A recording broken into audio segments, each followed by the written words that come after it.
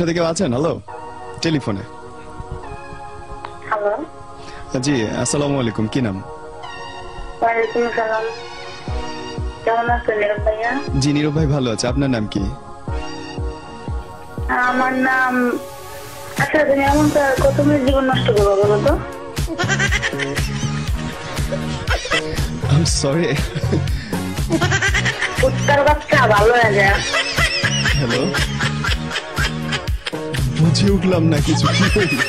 করোনাকালীন সময়ে সে দেখা গেছে লেখাপড়া থেকে একটু যখন পিছিয়ে গেছে, তো তার টিভি দেখানোর প্রতি একটু মোটামুটি ভালো আগ্রহ।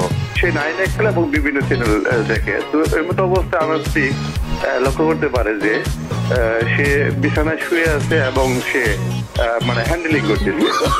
তো হ্যান্ডেলিং করার পর দেখা যাচ্ছে যে হ্যান্ডেলিং করছে, বাংলাতে যাকে বলে হস্তমোচন।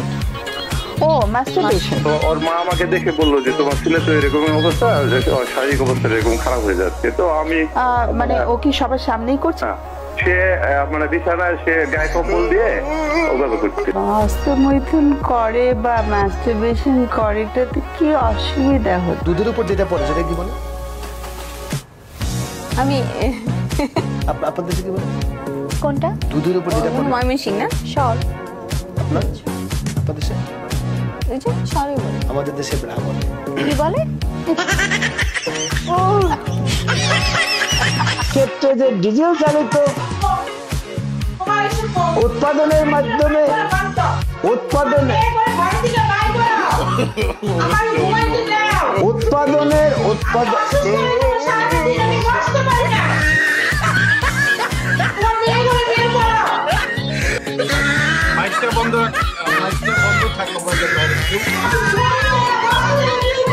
এই কুকুর। আচ্ছা, আমার একটা ফোন নিবি। হ্যালো হ্যালো হ্যালো, হ্যালো, আমি একটু আখি ম্যাডামের সাথে কথা বলতে জি, কে বলছেন ভাইয়া? আপনি একটু নামটা বলেন। আমার নাম রুবেল। রুবেল। আচ্ছা ভাইয়া বলেন।